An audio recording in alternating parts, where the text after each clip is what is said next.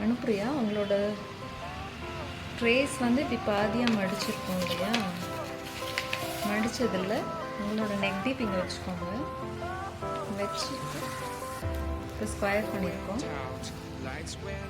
இந்த ஸ்கொயர் பண்ணதில் இந்த இடத்துல லோட்டஸோட டிப்பு இந்த டிப்பு வரணும்.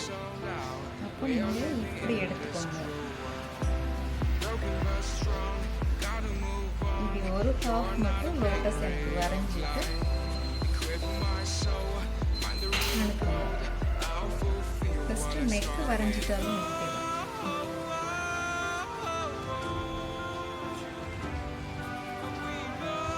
இங்கே பேக்குக்கு 2 லைன் போட்டிருக்கோம். 1.5 எக்ஸ்ட்ரா வருது.